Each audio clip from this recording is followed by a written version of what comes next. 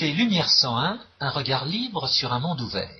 Aujourd'hui, François Guillaume et moi-même, Georges Lannes, vous proposons une émission sur Friedrich von Hayek comme le théoricien de l'information. Nous allons faire plusieurs émissions à propos de ce grand économiste qui a vécu de 1899 à 1992 et qui a reçu entre-temps le prix Nobel de sciences économiques, si tant est qu'il faille attacher une quelconque importance à cette... On l'a donné à Krugman, ça dévalue vachement. Bref, nous allons faire... Ça veut dire qu'il a quand même eu une reconnaissance sociale et pas à n'importe quel moment. Oui. C'est pas vraiment un prix Nobel, c'est un prix de la Banque de Suède en mémoire d'un prix Nobel qui a été créé en 1968. Et au départ, on le donne à des bien-pensants de la pseudo-démocratie socialiste. Et puis voilà. Genre Samuelson. Puis voilà que craque, en 1974, on lui donne ce prix-là. Pourquoi? Parce qu'on est en pleine période de hausse des prix, de hausse du chômage, ce que les keynésiens n'avaient pas prévu. Ils croyaient impossible. Enfin, il faut être keynésien pour comprendre pourquoi on croit ça impossible. Enfin, ils le croyaient impossible. Hayek, on va expliquer ça. On parlera de Hayek, le théoricien de la conjoncture, bien entendu. On lui donne donc le prix Nobel d'économie, entre guillemets, et von Mises vient de mourir. Exactement, en 1973. On l'a considéré comme un adepte de la Terre plate, de la Terre jeune, tout ce qu'on veut. Quelqu'un qui nie et qui refuse obstinément les progrès de la science économique depuis les années 30. Et puis voilà que un de ces dinosaures qui se dandinait sur la scène, qui ont paraître remarquer les rigueurs de la sélection naturelle, on le reconnaît leur contribution à la théorie économique et notamment à la théorie de la conjoncture. Pourquoi? Parce que le keynésianisme a échoué visiblement pour la deuxième fois. La première fois, on avait fait sans savoir que c'en était, c'était le New Deal. La deuxième fois, c'est justement ce qu'on reconnaît avec le prix attribué à Hayek. La troisième fois, ce sera le Japon, dans les années 80, avec non seulement l'inflation des actifs, mais l'imbécile politique dite de relance qu'on a donné pendant les 20 ans qui ont suivi. Et puis la quatrième fois, ça va être l'épouvantable catastrophe provoquée par la soi-disant relance du soi-disant Obama. Ce qui veut dire que le keynésianisme a la vie dure, et que si on veut l'expliquer, il faut l'expliquer par des raisons qui expliquent le charlatanisme ordinaire en économie, et certainement pas par ses mérites scientifiques. Alors les mauvaises langues diront que Friedrich Hayek n'a pas eu ce prix Nobel tout seul, il l'a partagé avec un économiste qui ne partageait pas les mêmes idées, bien au contraire, qui était Colonel Milton. Et en réalité, que ce qui était primé à cette occasion, c'était l'apport de Knut Wicksell à la théorie de la conjoncture. Knut Wicksell est un économiste suédois du début du XXe siècle, qui traduit le développement de la pensée conjoncturelle telle que les Autrichiens ou les Suédois, ou même les Français du XIXe siècle avaient pu la développer à ce moment-là. Alors, on ait pris au sérieux le keynésianisme pendant 70 ans, pour ne pas se rappeler qu'à l'époque, on comprenait beaucoup mieux la conjoncture qu'on ne l'a comprise par la suite. Oui, Gunnar Myrdal a introduit la notion d'équilibre monétaire, ce dont ne parle pas lui, c'est un pseudo-démocrate socialiste, c'est certain, mais en matière de conjoncture, mais il avait suivi tout simplement les enseignants de Wicksell, et par conséquent, il disait pas n'importe quoi. Oui, mais soupçonne, dans l'attribution du prix à Hayek, je soupçonne le rôle d'Axel Leon-Huvud, qui est un théoricien contemporain de la conjoncture, que j'ai rencontré une fois à l'École supérieure de commerce de Saint-Gall. Et alors, non seulement je venais de rencontrer Hayek pour la deuxième fois, mais en plus, c'est découvert des points d'intérêt communs. D'autre part, Gunnar Myrdal, qui partage donc ce prix Nobel avec Friedrich von Hayek, a introduit une expression qui revient souvent aujourd'hui dans le langage courant concernant l'équilibre monétaire ex ante et l'équilibre monétaire ex post. Les notions d'ex ante et d'ex post ont été introduites. Ça, ce sera quand on parlera de Hayek, le théoricien de la conjoncture. Là, alors justement, un petit peu trop dit. Oui, alors aujourd'hui, nous allons on est là pour parler de Hayek, le théoricien de l'information. Nous allons cerner cette question de l'information en la développant en 3 temps. Le premier temps, c'est de faire intervenir une critique de la planification qui va nous situer dans les décennies 1920-1930. Sauf qu'il y a eu des publications postérieures à 1945. Bien sûr, mais le gros morceau important oui, parce que en relation... la plupart des économistes n'avaient pas compris. Samuelson continue à dire que la planification soviétique est possible jusqu'à la chute du mur de Berlin. 1982. Deuxième temps, eh bien, nous évoquerons précisément l'information obligatoire. Nous parlerons de l'information, et ce qu'on peut dire être tacite dans la démarche économique. C'est le théoricien, c'est l'anti-Descartes du point de vue de l'information. C'est-à-dire que Hayek, c'est celui qui va attirer notre attention sur une masse d'informations qui n'est pas formalisée, c'est une forme symbolique, et qui par conséquent ne peut pas s'apprendre autrement que par l'apprentissage qu'on appelle l'apprentissage. Et qui est reconnu d'ailleurs par ceux qui pratiquent les arts martiaux orientaux, parce que c'est comme ça qu'on fait. Et dans un troisième temps, nous évoquerons ce qu'on peut tirer justement de cette mise en route de Hayek, ce qu'on peut en tirer aujourd'hui, étant donné tous les développements qui ont vu le jour depuis cette décennie 1930. Alors, commençons par cette ceux critique. Qu'on a pu en tirer, nous également. Parce que, il n'est pas interdit de réfléchir, voire de critiquer, parce que j'ai remarqué avec Rothbard, avec Arendt, et même avec Mises, qu'il y avait des sectateurs inconditionnels qui durcissaient les défauts de leur maître à penser et ils n'allaient pas au-delà de ce que leur génie avait découvert. Essayons d'être exacts. Alors tout d'abord, envisageons cette critique de la planification que va proposer Hayek. J'insiste sur cette période 1920-1930 parce que c'est en particulier en France l'époque où le plan avec un fameux Belge qui Henri Demand. Oui. Oh oui. Le groupe X-Crise, bien entendu.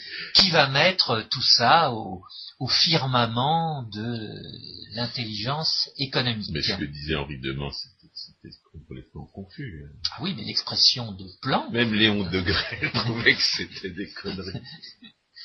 Et là, cela nous situe au début de la décennie 1920, et à la fin de la décennie 1930, il y aura ce livre Le Plan de Marcel Déat qui sera un best-seller dans le cadre de... S'il ne s'était pas fait connaître à d'autres titres, voilà. Il resterait comme un théoricien de la planification dans la mémoire collective.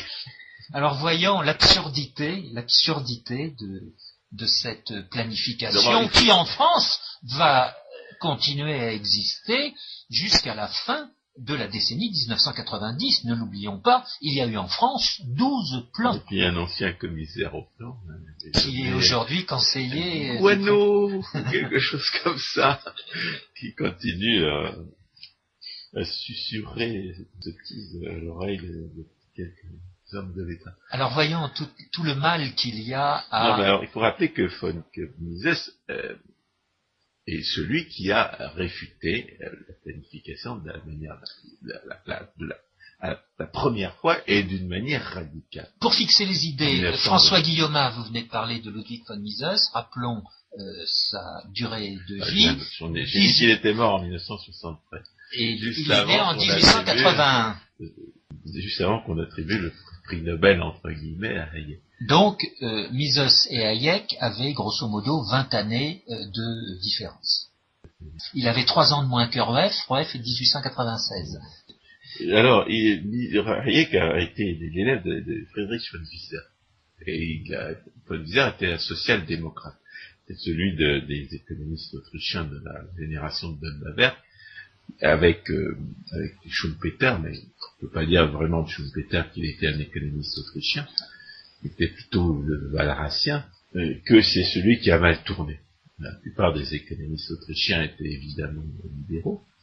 Et Hayek est socialiste quand elle arrive dans l'Institut Konjunkturforschung, l'Institut de recherche sur la conjoncture, que dirige Mises en 1926. Et Mises le convainc que la planification ne marche pas. Mais Hayek ne comprendra pas forcément, complète l'argumentation de Mises, que nous avons généralisé en disant, la dernière fois, qu'aucune théorie économique n'est possible qui ne reconnaissent pas le droit de propriété, ce que disait von Mises, qui est un cas particulier de cette loi logique, c'est qu'il ne peut pas y avoir de calcul économique à partir du moment où tous les biens de production sont accaparés par les hommes de l'État, parce qu'il n'y a pas de prix qui reflète la rareté de ces biens de production lorsque tous les biens de production sont accaparés par les hommes de l'État.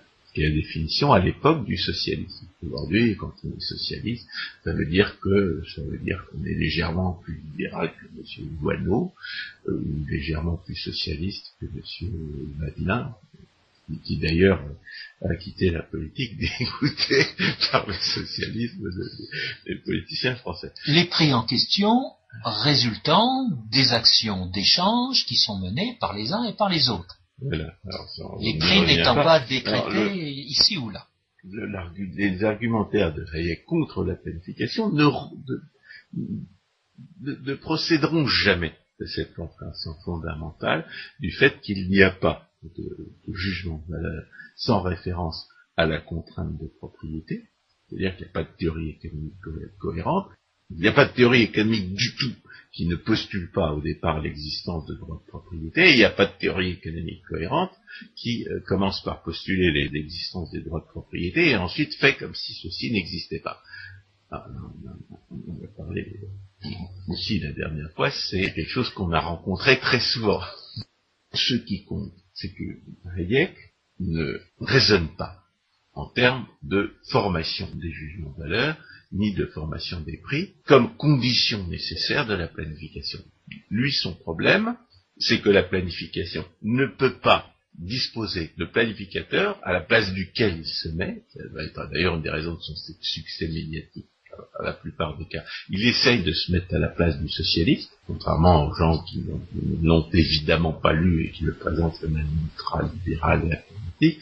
C'est quelqu'un qui, au contraire, va essayer de se placer le plus possible du point de vue du socialiste et de lui montrer que son socialisme le conduit à l'impasse. Donc, il se place du point de vue du planificateur socialiste et il constate que le planificateur socialiste ne peut pas disposer des informations nécessaires à sa planification. Pourquoi ? Eh bien, parce que l'information sur la rareté et sur la possibilité de produire, elle se trouve dispersée chez tous des agents économiques. C'est moi qui sais où se trouve tel ordinateur pour faire telle chose, telle bouteille de détergent pour nettoyer telle baignoire. Les agents économiques sont les seuls à connaître des informations spécifiques, des informations de localisation et de nature des ressources, et le planificateur, pour disposer de cette information, serait obligé de rester en contact permanent avec tous ceux dont il va usurper le pouvoir de décision. Il va falloir que ceux-ci lui transmettent sans arrêt et de manière totalement fiable l'information en question, et qu'ensuite, lui, accablé par cette surcharge d'informations épouvantable, réussisse à prendre des décisions rationnelles, et ensuite donne aux agents économiques en question l'ordre de faire telle ou telle chose avec les produits qu'ils ont à leur disposition. L'argument de Hayek, c'est un argument d'impossibilité de traiter l'information. Et c'est d'ailleurs ce que j'ai pu observer empiriquement quand je me suis retrouvé dans une bureaucratie étatique lors de mon service militaire. C'est à ce moment-là que j'ai compris l'argument de l'impossibilité de traiter l'information que Hayek mentionnait. L'information dont le planificateur entend se servir pour imposer sa volonté, pour donner ses ordres, ne peut prendre que la forme d'une information explicite, et la plupart des informations dont disposent les gens Ils ne les ont pas formalisées, ils ne les ont pas formulées, ils ne les ont pas écrites sur un morceau de papier pour l'envoyer à quelqu'un d'autre. Et le problème du planificateur, c'est celui de la mise en forme de cette information, de la transmission de cette information, du traitement de l'information et de la transmission des ordres. En réalité, c'est une argumentation qui présente la planification centrale comme un problème insoluble, à la fois parce que l'information à traiter est beaucoup trop massive, et parce que la plus grande partie de l'information à traiter est une information qui n'est pas formalisée et qu'il faut traire de la tête des gens, comme illustration de la manière dont les Saint-Simoniens ont tourné lorsqu'ils ont quitté leur gourou. Henri de Saint-Simon, ils avaient inspiré une conception autoritaire de l'organisation sociale, c'était des ingénieurs. Hayek raconte tout ça dans la contre-révolution de la science. Il n'a pas été traduit en français, mais c'est The Counter-Revolution of Science. Il y a quelques chapitres qui ont été traduits. Et les Saint-Simoniens qui se sont associés avec les capitalistes pour construire des chemins de fer, pour organiser l'industrialisation de la société, ces gens-là ont réussi, alors que ceux qui sont restés dans leur conception autoritaire de l'organisation produisent que des philosophies absurdistes du genre de la positivisme absurdiste camouflé en rationalisme scientifique. Et pourquoi ? Parce que la planification autoritaire impose la rationalité du planificateur, mais elle ne tient pas compte de la rationalité du planifié. Si le planificateur est tellement plus intelligent que les autres qu'il puisse organiser à lui tout seul la société, qu'il puisse, lui et ses collègues, traiter à lui tout seul l'information nécessaire pour que la société soit organisée, il reste que s'il coopérait avec ceux dont la planification autoritaire nie la rationalité et prétend usurper le pouvoir de décision, alors la rationalité de la production ne pourrait en être que plus importante, toute chose égale par ailleurs. Cette illustration-là, historique, je crois que Hayek n'en a pas tiré toutes les conséquences. Ça fait partie des réflexions qu'on peut se faire. On lit sa critique de la planification, on se dit, mais il y a un argument qu'il n'a pas beaucoup développé, c'est ça, c'est que là, en fait, la planification, son défaut principal, c'est pas qu'elle cherche à organiser la société, mais qu'elle cherche à organiser la société d'une manière qui ne tienne pas compte des préférences de la plus grande partie des membres de la société. L'argument de Hayek, qui résonne en socialiste, il faut jamais oublier, Hayek raisonne en socialiste pour convaincre les socialistes. L'argument de Hayek, c'est vous ne pouvez pas traiter l'information nécessaire. Et sa critique du constructivisme va en découler. Qu'est-ce qu'il appelle le constructivisme ? C'est l'idée suivant laquelle le planificateur, l'ingénieur ou l'organisateur, comme on disait dans les années 1820 et 1830, va pouvoir construire la société comme l'ingénieur construit sa machine. Et Hayek va insister non pas sur la négation de la rationalité d'autrui que j'ai signalé, mais sur la surestimation du pouvoir de leur propre raison par les organisateurs. C'est-à-dire qu'il va définir le constructivisme, qui consiste à traiter les êtres humains, les membres qui constituent la société, comme des matériaux de construction, comme des gens qui surestiment le pouvoir de la raison. Et d'ailleurs, ça traduit les confidences, le vécu personnel de ces socialistes il y a au XIXe siècle, au début du XXe siècle. Ils avaient l'impression de pouvoir tout décider et tout réformer avec tout ça. L'argument de Hayek va déboucher sur ce qu'on a appelé une critique du rationalisme, alors qu'en réalité, la critique du rationalisme s'appuie essentiellement sur une insistance mise sur l'information qu'on ne peut pas traiter de manière rationnelle. La question de l'organisation, François, vous l'a fait remonter au XIXe siècle, on peut même dire première partie du XIXe siècle, mais elle va justement revenir au goût du jour à l'époque. Dans la période où nous nous situons à l'instant, décennie 1920, décennie 1930, nous sommes au lendemain de la guerre du 14-18, qui avait amené les belligérants à organiser l'économie en une économie de guerre, avec une prédominance, par conséquent, de l'État qui se chargeait de rationner, d'allouer les vivres ici ou là. Seulement, que s'est-il passé dans la plupart des pays une fois la guerre terminée? Eh bien, cette économie planifiée pour des raisons de guerre a été abandonnée. Alors, ce qu'il faut dire à ce sujet, c'est que aux États-Unis, les gens qui avaient participé à cette mobilisation des ressources et à cette planification d'efforts de guerre, qui avaient été licenciés en 1918, à partir de 1918, ils se sont retrouvés dans l'équipe du New Deal de Roosevelt. C'est-à-dire qu'ils avaient pris goût à l'exercice d'un pouvoir arbitraire et ils y sont revenus.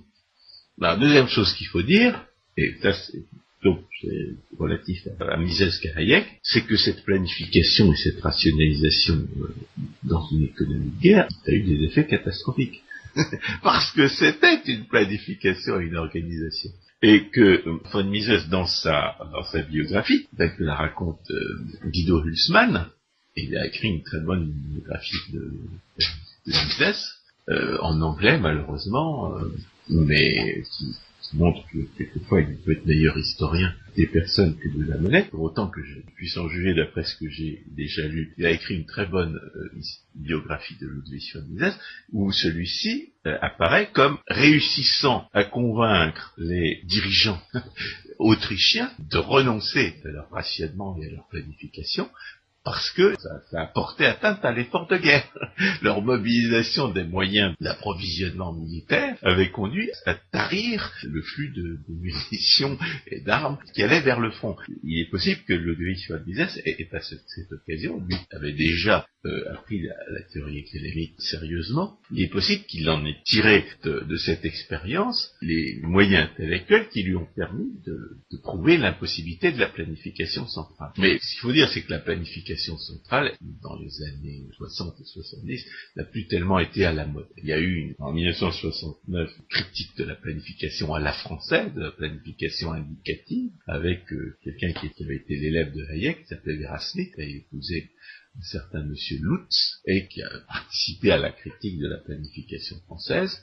Non seulement pour dire que si la planification était indicative, elle était inutile, et si elle était autoritaire, elle était destructrice, mais aussi pour constater que les prévisions qui étaient censées apporter un semblant de cohérence aux plans faits par les entrepreneurs. On leur servait des prévisions, on leur disait, voilà, ça va se passer comme ça. Les prévisions étaient d'autant meilleures qu'elles étaient plus vagues, qu'elles concernaient des branches plus larges de la production. En revanche, en ce qui concernait des produits spécifiques, soit pour l'approvisionnement, soit pour les débouchés, elles se trompaient gravement. En d'autres termes, l'apparence de rationalité que donnait la planification indicative à la française tenait tout simplement à la compensation mutuelle des erreurs statistiques que reflétaient leurs agrégats. Qu'en réalité, leurs prétendues prévisions ne valaient rien et que par conséquent la prétention de la planification indicative à apporter un surcroît de rationalité à l'économie était absolument infondé. Mais il y a dans cette critique de la planification indicative à la française, il y a un point qu'on retrouve dans d'autres écrits de Hayek, c'est la compréhension du fait que lorsque les hommes de l'État centralisent la décision, bien entendu, ils centralisent les erreurs.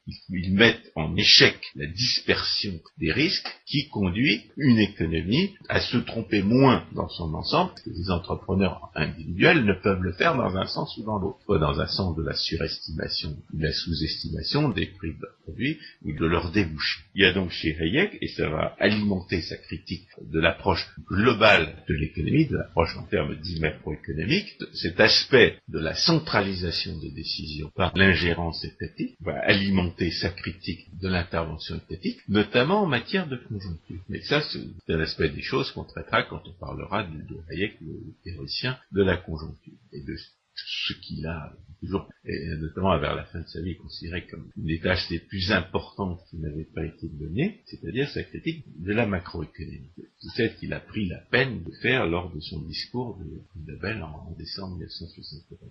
Mais ce qui compte pour la théorie hayekienne de l'information, c'est cette insistance sur la notion d'information tacite. Il y a une analogie chez les physiciens, dont on a discuté tout à l'heure à propos de cette information tacite. Elle pourrait, dans une certaine mesure, correspondre à la opposition entre les données numériques et les données analogiques. On vient de nous priver des émissions de télévision en analogique, c'est-à-dire des émissions de télévision où le signal était communiqué aux ondes par modulation de la fréquence hertzienne, ou au bénéfice d'un signal, ce sont des nombres qui nous sont transmis. Ça traduit la nécessité, quand vous avez une image, quand vous avez un son, de transcrire cette image et ce son, qui sont des variations d'intensité physique, en données numériques. Il n'est possible qu'avec des appareils automatiques qui mesurent les intensités en question, les intensités au cours du temps. Et l'insistance que Hayek va mettre sur l'information qui n'est pas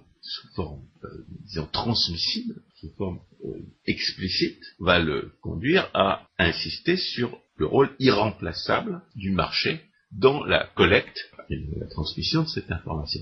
Toujours de manière parallèle à la démonstration de von Mises, dont nous avons parlé à propos du charlatanisme ordinaire, et qui consiste à dire que les prix n'existent et ne transmettent une information fiable que si ce sont de vrais prix, c'est-à-dire s'ils traduisent des décisions volontaires d'individus responsables. Pour Hayek, le marché, c'est un instrument irremplaçable de collecte et de transmission de l'information, à la fois parce qu'il dispense les gens de fournir les raisons expresses pour lesquelles ils agissent dans tel sens ou dans l'autre. Sur le marché, vous achetez, vous vendez, et vous n'avez pas expliqué à un planificateur central pourquoi vous achetez et pourquoi vous vendez. Vous achetez et vous vendez pour des raisons qui, dans une très large mesure, demeure relativement inconsciente. Peut-être que c'est uniquement la force de l'habitude. Peut-être parce que les autres le font. Peut-être parce que vous ne connaissez pas de meilleurs produits. C'est-à-dire les raisons pour lesquelles les gens agissent,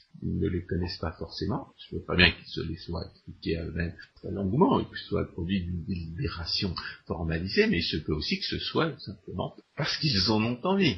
Non, mais divers degrés de la rationalité, divers degrés de la conscience sont tous à l'œuvre lors des décisions d'acheter ou de vendre sur le marché. Et le marché, lui, transmet l'information sous la forme où celle-ci est pertinente à tous les autres acteurs du marché en disant tel produit présente telle rareté relative par rapport aux autres. Et cette forme que prend l'information, c'est le prix de marché. Hayek envisage le marché comme un système d'interaction entre des cerveaux, et un système qui transmet l'information nécessaire à tous par un moyen qui n'est pas remplaçable, qui est le système de prix. Et par conséquent, on a une espèce de super cerveau qui mobilise la connaissance la moins consciente comme la plus consciente chez les individus pour la transmettre aux autres sous une forme qu'ils peuvent utiliser. Et c'est pour ça, bien entendu, ça va donner lieu à des dénaturations volontaires selon ta réflexion. À partir du moment où le marché, c'est un système d'interaction entre les cerveaux, à partir du moment où le marché est forcément plus intelligent qu'un cerveau unique et individuel, ce qui est vrai, alors, bien entendu, on va accuser le partisan de Hayek d'idolâtrer le marché, de le considérer comme un dieu, alors que, bien entendu, dans une approche réaliste, il n'y a pas de solution de remplacement à ce système de mobilisation et de transmission de l'information. Oui, le mot marché est très très ambigu parce que il amène à remonter dans le temps et ouvre à ce moment-là sur ce que Adam Smith aurait appelé la main invisible.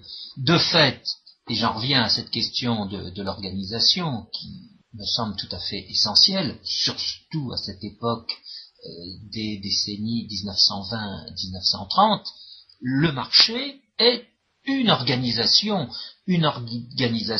que l'esprit humain n'a pas la capacité de délimiter. Certes, il existe... C'est pas vraiment une organisation, si on ne sait pas qui en fait pas formellement partie ou qui n'en fait pas formellement partie. Parce que c'est sinon, la fameuse organisation spontanée de Hayek. Oui, mais il parle pas d'organisation spontanée, il parle d'ordre spontané. Si la notion de marché organisé opposée au marché non organisé a un sens, il faut pas parler de ce marché-là comme d'une organisation. Puisqu'on dit que les marchés organisés sont des entreprises. Exact. Donc il vaut mieux utiliser un autre terme. Mais la notion d'ordre spontané est importante. D'abord parce qu'elle ne me paraît pas aussi heureuse qu'elle pourrait l'être. Moi je préfère parler d'ordre interactif. Pourquoi ? Parce que justement il ne faut pas éliminer les individus. des individus qui pensent et qui agissent dans ce système. La dénaturation du raisonnement de Hayek va consister justement à représenter le marché comme un super cerveau et à oublier le fait que ce super cerveau est constitué de cerveaux humains individuels. Par conséquent, je préfère le mot interactif qui rappelle qu'on parle bien d'action humaine. Si on ne raisonne pas en termes d'action humaine, on va toujours se tromper. C'est certain, mais ouvrons une fenêtre sur le droit. En l'espèce, le marché a différentes structures. La structure la plus simple, c'est la structure du marché conclu, c'est-à-dire de ce qui résulte de l'échange entre deux parties contractantes. Il y a une autre dénaturation qui va consister à opposer le marché à l'organisation, c'est-à-dire à ne pas tenir compte du fait que les organisations dans la société civile sont constituées de contrats qui sont conclus à plus ou moins long terme par des individus qui, à un moment ou à un autre, ne les avaient pas conclus. Et le marché, en tant que tel, relativement à l'organisation, ça n'est que l'ensemble des contrats potentiels qui n'ont pas encore été conclus. Exact. De ce point de vue-là, bien entendu, comme les démonstrations de Hayek sont extrêmement ennuyeuses pour les partisans du socialisme, d'autant plus ennuyeuses que justement, ils raisonnent en socialiste. Il ne faut jamais oublier ça. Certains nous diront non, feront grief, ils diront que c'est un socialiste ou un social-démocrate modéré. Les démonstrations de Hayek sont d'autant plus gênantes pour les socialistes, elles ont d'autant plus de poids que justement ils raisonnent en socialiste. Et une deuxième dénaturation, à côté du super cerveau qu'on va idolâtrer, c'est celle du marché qu'on oppose à l'organisation. Et d'autant plus que la théorie de l'équilibre général, avec ses conditions d'atomicité du marché, de nombre infini de produits, qui est une dénaturation de la réalité à des fins de simplification. Comme moi je ne sais pas très bien à quoi ça sert, et je ne m'en sers pas, mais alors, on se sert beaucoup de l'abstraction toute faite de l'incertitude et qui est non seulement utile mais nécessaire dans certains cas. Donc on va se servir de cette caricature de marché qui est donnée par la théorie de l'équilibre général pour dire ah oui mais le marché c'est pas tout. Et par conséquent la preuve de Hayek n'est pas réaliste, la preuve de Hayek n'est qu'à court terme, parce qu'évidemment en théorie de l'équilibre général on se soucie pas de savoir à quel terme les contrats sont conclus. Les contrats sont ponctuels, on échange une fois et ensuite on va de nouveau se poser la question de savoir si on échange ou pas et avec qui. C'est pas comme ça que la société fonctionne. Donc la dénaturation du marché en l'opposant à l'organisation, sans tenir compte du fait que l'organisation n'est faite que des contrats qui ont été conclus à plus ou moins long terme et que le marché c'est l'ensemble des contrats qui n'ont pas encore été conclus à plus ou moins long terme, cette dénaturation est une des erreurs qu'il ne faut pas commettre, une des falsifications qu'il faut savoir éventer quand on interprète la pensée de Hayek. En ce qui concerne la notion d'ordre interactif, on voit qu'il manque un aspect, c'est la condition qu'on a mentionnée à propos de la réfutation par Mises de la planification et de l'intervention de l'État, c'est la condition que les gens subissent effectivement les conséquences de leurs décisions. Hayek ne développe pas tellement cet aspect-là des choses. Et je dis ça parce que une des applications de la pensée de Hayek, c'est Wikipédia.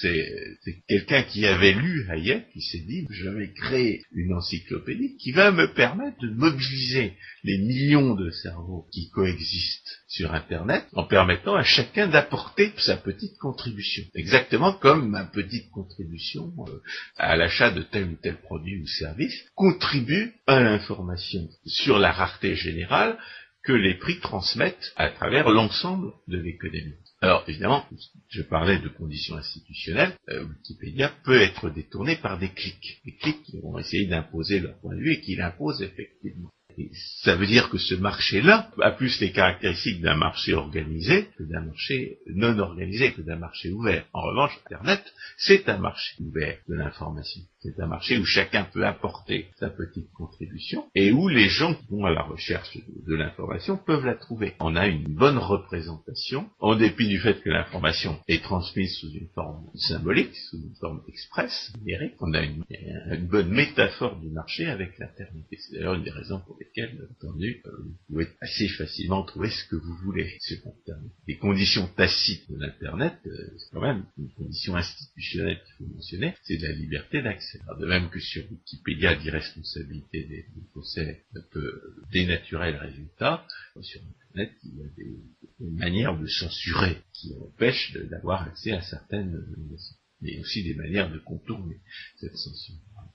Le grand avantage de l'informatique, c'est la redondance. Si vous ne pouvez pas entrer par la porte, vous passerez par la fenêtre. Alors il y a un point qu'il faut évoquer en relation avec cette information tacite, c'est la question de la traduction. Dans la décennie 30 et plus encore dans la décennie 40, Hayek va écrire des articles qui ne vont pas faire intervenir le mot anglais information, mais le mot anglais knowledge. Knowledge, c'est la connaissance. Et si l'on en croit certains anglais, knowledge serait le synonyme de truth, c'est-à-dire de vérité. Le point que je soulève donc à l'instant est celui des relations qu'on peut établir entre information et connaissance ou information et ignorance. Il y a certains commentateurs, et nous avons reçu récemment Philippe Simoneau, qui a écrit par le passé un article sur Hayek, et qu'il avait intitulé Hayek, le théoricien de l'ignorance. Autrement dit, c'est Georges Lannes qui est le théoricien de l'ignorance. Autrement dit, il faut être tout à fait méticuleux avec ce mot information, avec les relations qu'il peut entretenir ou qu'on peut lui donner, avec le mot connaissance ou avec le mot ignorance. Je voudrais faire une petite parenthèse. François Guillaume l'a évoqué en passant, plus ou moins implicitement. C'est que dans cette décennie 1930, il y a un domaine de connaissance qui va connaître un envol spectaculaire, c'est celui de l'information, de la science de l'information, avec son application directe, la technique de l'information qui va déboucher sur la télévision à la fin de la décennie 30 et puis toute l'évolution qu'on connaît jusqu'à aujourd'hui, jusqu'au téléphone portable, Internet, etc., etc. Je pense qui vont théoriser l'information. Et d'ailleurs, Hayek cite un théoricien de l'information dans son discours de réception du prix le 10 décembre 1974. Alors je pense qu'une originalité de Hayek est justement, peut-être sans y avoir insisté dans la décennie 30 au départ, est d'avoir tenu compte de ces évolutions de la théorie de l'information pour comprendre la praxéologie, pour comprendre cette théorie de la coordination des activités humaines ou de cet ordre interactif spontané sur quoi il va faire de nombreux développements jusqu'à sa mort. Les autres économistes ne vont pas envisager à cette époque la question de l'information sous cet angle de la connaissance ou de l'ignorance, mais ils vont l'envisager plus tard sous l'angle de la statistique, sous l'angle de l'incertitude, sous l'angle du risque. Et c'est ainsi que on va en arriver à des théories économiques non praxéologiques dans la décennie 1980, où il va être question d'asymétrie de l'information, où on va faire intervenir l'économie de l'information fondée sur ces asymétries d'information. L'information est toujours asymétrique. Une des grandes leçons de Hayek, c'est que vous savez toujours des choses que les autres savent. Parmi les choses que vous savez, il y a des choses dont vous ne savez pas que vous les savez. Et ça, c'est très important chez Hayek. Oui, mais pour s'ériger, pour introduire cette notion d'asymétrie de l'information, il faut se placer en grand planificateur. Ben oui, il faut s'ériger en Deus ex machina. Alors, j'ai un petit peu examiné la notion sur Internet. Deus ex machina, c'est peut-être une expression que nous prononçons pas à la lettre, dans la mesure où, dans l'usage, elle est souvent réservée à la pratique théâtrale. Exactement, à Racine. Le Deus ex machina, c'est l'individu qui, à la fin de la pièce, au moment où les choses ont l'air d'aller vraiment très mal, vient sauver la situation en changeant les choses de manière très invraisemblable, pour bien qu'on comprenne que dans la réalité, c'est pas comme ça que les choses se passent, que dans la réalité, ça se serait tourné à l'aigre. Notre expression de Deus ex machina désigne bel et bien un dieu descendu de sa machine, c'est-à-dire un être supérieur, dont l'incarnation putative est bien entendu le planificateur central socialiste. Le planificateur central socialiste se considère comme un être supérieur, et il va décider à la place des autres, puisqu'il est un être supérieur et que la rationalité des autres ne compte pas. Si je veux insister sur le fait que le marché est généralement la société naturelle, puisque on peut penser que l'organisation volontaire née de la liberté des contrats est inséparable du marché comme norme politique. Le marché comme moyen de mobiliser l'information, c'est parce que Hayek a aussi développé, non pas seulement la théorie du super cerveau qui constitue le marché, mais la théorie du cerveau qu'il voulait étudier au départ. Et au départ, il voulait faire des études de psychologie. Et s'il réussit à nous faire réfléchir sur cette information tacite, sur cette information que nous n'avons pas formulée, voire sur cette information dont nous ne savons pas que nous la possédons, c'est parce qu'il avait au départ voulu faire de la psychologie. Il a publié en 1951 un livre qui s'appelle The Sensory Order, où il essaye d'expliquer la conscience humaine comme le produit de mécanismes inconscients, d'apprentissage, de comportement du cerveau qui serait renforcé par l'usage et qui nous donnerait à la fois la capacité de penser, la capacité de parler, et aussi les intuitions qui guident nos décisions. Après tout, sur les marchés organisés dont on parlait tout à l'heure, la seule manière de battre le marché, c'est d'avoir une intuition qui n'est pas transmissible aux autres, et dont par conséquent ceux-ci ne peuvent pas faire usage pour exploiter avant vous une possibilité de profit jusqu'à sa disparition. Donc, le grand spéculateur, celui qui fait des coups financiers, celui qui réussit à prévoir mieux que les autres ce qui va se passer, il agit souvent sur l'inspiration de ces mécanismes inconscients. Il ressent quelque chose, qui va se passer, mais que quelquefois il formalise de façon tout à fait erronée. On a parlé du marc de café l'autre jour. Le marc de café peut servir à fixer cette intuition, là où l'organisation du marché est telle que tout raisonnement explicite, tout raisonnement formalisé, est voué à l'échec comme moyen de gagner de l'argent. Il est voué à l'échec comme moyen de gagner de l'argent parce qu'à partir du moment où il est formalisé, il est transmissible. À partir du moment où il est transmissible, tout le monde peut le connaître. Et si tout le monde connaît une information sur le marché, ça veut dire que les profits qu'on pourrait essayer d'en tirer ont déjà été faits. Et par conséquent, il n'y a plus rien. Donc, si on veut battre le marché, il faut faire appel à cette connaissance inconsciente, peut-être même inconsciente d'elle-même, dont Hayek souligne l'importance, à la fois pour dire que le planificateur central ne peut absolument pas la posséder, puisqu'il ne sait même pas qu'elle existe, et aussi comme information essentielle qui va être transmise par les prix du marché. D'informations de quantité et de prix que transmet le marché. Et bien entendu, ça nous permet de déboucher sur la manière dont cette connaissance tacite, qui est un inconscient non psychanalytique. Mises croyait à la psychanalyse, apparemment Hayek n'y croyait pas tellement. Donc c'était un inconscient non psychanalytique et très intéressant comme moyen d'expliquer des comportements par des apprentissages, par des expériences passées qu'on a éventuellement oubliées, par des impressions qui nous viennent, une imprégnation, par des expériences successives. Quand on fait de la théorie financière, on essaye à toute force de comprendre au maximum comment fonctionne un marché spéculatif, on est obligé de dire que rien n'empêche ce type d'information-là, qui n'est pas transmissible, qui n'est pas forcément formalisable, de donner un avantage à des individus particuliers par opposition au hasard. Les théoriciens de la finance ont tendance à penser que les singes qui jouent aux fléchettes font aussi bien que n'importe quel spéculateur sur les marchés, que les spéculateurs s'illusionnent quand ils croient pouvoir battre le marché. Ça a l'air de fonctionner jusqu'au moment où ça ne fonctionne plus.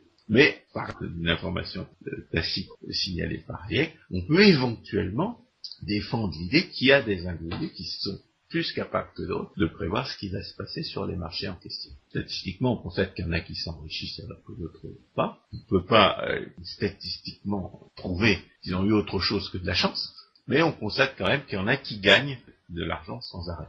Et qu'il y a des grands entrepreneurs, pour ainsi dire, alors qu'il y a des petits opérateurs qui finissent par disparaître. Ce qui nous amène à examiner les conditions de la production d'informations, éventuellement en dehors des théories formulées par Hayek, mais en s'inspirant de celles-ci. C'est la troisième partie. À partir du moment où on s'est habitué à raisonner en termes d'information et en termes d'ordre interactif grâce à la lecture de Hayek, on peut éventuellement avoir des réflexions personnelles. On peut éventuellement compléter l'école de Hayek. J'ai dit qu'il y avait lieu de critiquer cette définition du constructivisme.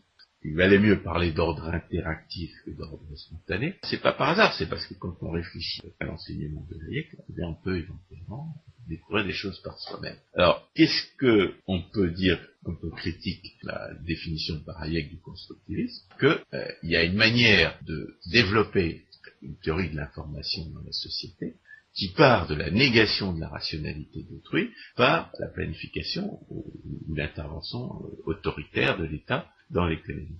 Et c'est la théorie de l'irresponsabilité institutionnelle. Qu'est-ce qui se passe lorsque l'homme de l'État intervient dans l'économie? Par définition, l'intervention de l'État, c'est une usurpation de la propriété d'autrui. L'homme de l'État empêche ses victimes de réfléchir à ce qu'elles pourraient faire avec ce qu'il leur vole. Et lui-même, comme il ne vole pas pour lui-même, et de toute façon, comme il n'a pas produit la chose volée, il y a des considérations relatives à la production qu'il n'a pas intérêt à prendre en compte. En d'autres termes, le vol engendre des points aveugles dans la réflexion, aussi bien de l'agresseur que de la victime. Et si vous raisonnez, je sais bien que l'information c'est quelque chose de mystérieux parce que c'est créé, mais si vous raisonnez en praxéologie sur la création de l'information, c'est-à-dire si vous raisonnez en vous disant je m'informe à la hauteur de l'enjeu, je m'informe jusqu'à ce que me coûte l'information cesse d'être inférieure à ce que je crois qu'elle va me rapporter. Donc si vous raisonnez en praxéologie sur la création d'informations,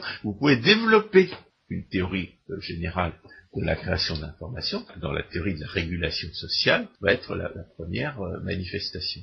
Vous pouvez tirer toutes les conséquences du fait que l'intervention de l'État est le fait d'irresponsable et qu'elle oblitère la rationalité de ceux à qui elle s'impose. L'intervention de l'État donc abrutit aussi bien l'agresseur que la victime.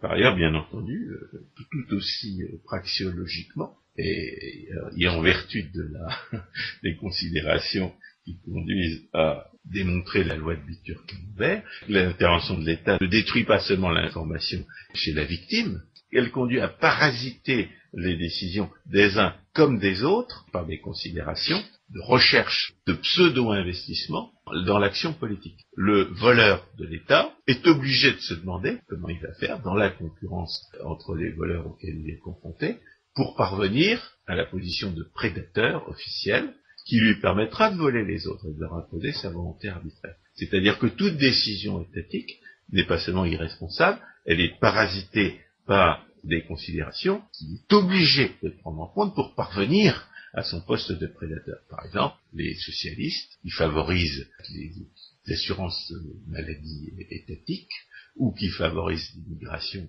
d'individus peu productifs, non pas parce qu'ils pensent que ce serait des bonnes choses en soi, ils peuvent être assez bêtes pour croire qu'une assurance maladie étatique coûterait moins cher qu'une assurance maladie privée, ce qui ne peut absolument jamais être le cas, mais parce qu'ils savent que s'ils créent une assurance maladie étatique ou s'ils favorisent l'immigration d'individus peu productifs, ça leur permettra de se constituer des clientèles électorales qui dépendront de leur distribution.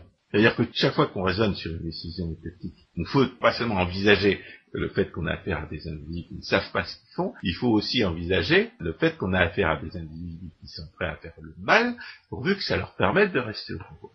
Donc ça, c'est la première réflexion qu'on peut avoir quand on a lu Hayek. C'est une théorie praxéologique de l'information qui inspire le raisonnement en termes d'investissement dans l'information pour obtenir les avantages de l'action envisagée. L'action de s'informer est une action comme une autre, elle a un coût et elle a des avantages, Et bien entendu, on s'informe jusqu'à ce que les coûts dépassent les avantages. Donc, on peut raisonner en praxéologie sur l'information, même si, comme on l'a dit à propos du charlatanisme ordinaire, il faut toujours se garder de raisonner sur l'inconnaissable. C'est-à-dire que il ne faut pas exclure la possibilité que l'homme de l'État soit capable de raisonner par lui-même au-delà de ce qu'il a intérêt à apprendre, et par ailleurs, il ne faut pas essayer de savoir exactement en quoi consiste l'information en question. Bon, c'est une réflexion abstraite qui ne peut se traduire par des prévisions qu'à la suite d'une analyse historique datée qui prend en compte ce que les gens peuvent avoir déjà appris, les conditions dans lesquelles ils se trouvent, et la réflexion praxéologique sur la production d'informations n'est vraie que toute chose égale par ailleurs. Une fois qu'on a précisé les limites de cet exercice, on peut envisager parmi les différents niveaux de la théorie économique, entre l'approche mécaniste et la métaphysique de la production, ce niveau intermédiaire consiste à raisonner sur la production et sur l'utilisation de l'information que Kirchner, par exemple, a fait dans le cadre de la tradition autrichienne. J'ai traduit un texte sur les périls de la réglementation, dont on a déjà parlé certainement à plusieurs reprises, et qui traduit assez bien cette notion de réflexion a priori sur les conditions où on a intérêt à s'informer et où on a intérêt à ne pas s'informer. Alors, le deuxième type de raisonnement sur l'information que l'on peut tirer de ce genre de réflexion à l'imitation de Hayek, c'est la théorie de l'illusion fiscale. C'est la théorie de l'illusion fiscale qui explique pourquoi on n'a pas besoin d'économistes dans une société libre et pourquoi on a besoin d'économistes dans une société qui ne l'est pas.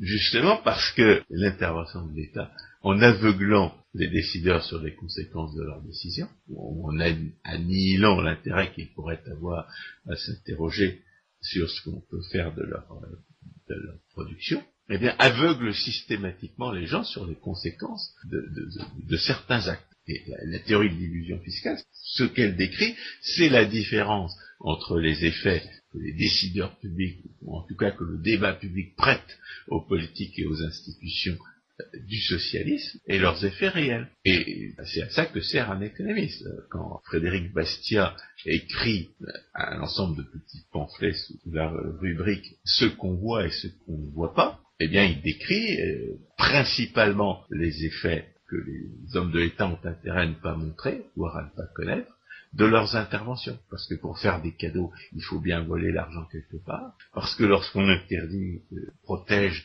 des producteurs contre la concurrence, eh bien, on va nécessairement voler et appauvrir les gens auxquels on n'avait pas pensé. Le rôle social de l'économie, c'est de n'être pas dupe de l'illusion fiscale, et la théorie de cette illusion fiscale, c'est aussi une réflexion économique sur l'information dont les démonstrations de Hayek ont été le modèle. Alors, il y a, en matière de création, en matière de production d'information, un troisième de réflexion, auquel Hayek lui-même s'est copieusement livré, c'est l'étude des conditions institutionnelles dans lesquelles les gens qui agissent dans la société vont pouvoir compter que les sources de leur incertitude seront réduites. Et c'est là toutes les réflexions de Hayek sur le rôle du droit comme moyen de limiter les sources d'incertitude, des conditions qui nous conduisent éventuellement à des conclusions qui ne s'en suivent pas, qu'on va traiter la prochaine fois. On parlera de Hayek, le théoricien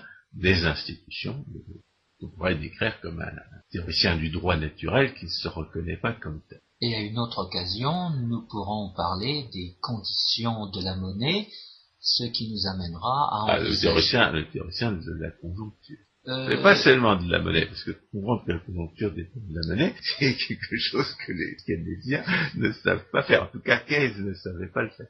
C'est certain. La monnaie s'inscrit sous la rubrique de la conjoncture, alors qu'une réflexion sur la monnaie ne conduit pas forcément à une étude de la structure de production. C'est certain, mais... Alors la structure de production, c'est ce que Hayek avait à apporter comme héritage de la pensée autrichienne et suédoise du début du siècle, et que Keynes était absolument incapable de comprendre. Au point d'ailleurs qu'il avait décrit les écrits de Hayek comme quelque chose qui était complètement fou.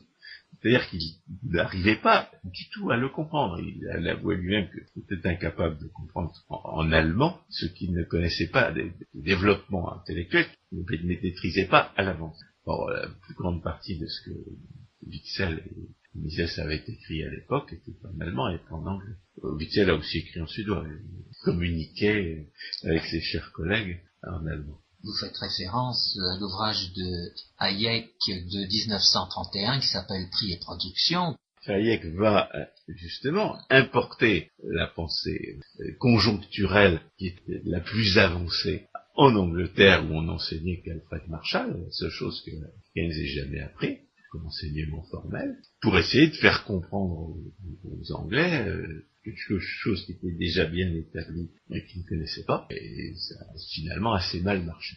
Mais nous aurons l'occasion d'en reparler, mais je maintiens que la position de Hayek sur la monnaie au travers de son ouvrage de 1976, Dénationalisation de la monnaie, est tout à fait essentielle et peut être envisagée indépendamment des questions de concurrence. Nous aurons l'occasion d'en reparler, de conjoncture, pardon. Nous aurons l'occasion d'en reparler, François Guillaume.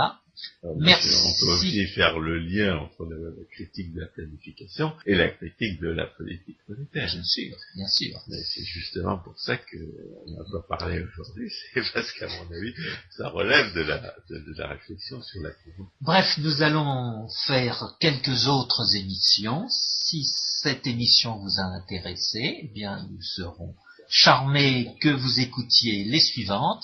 François Guillaume, merci beaucoup. Chers auditeurs, à la prochaine fois.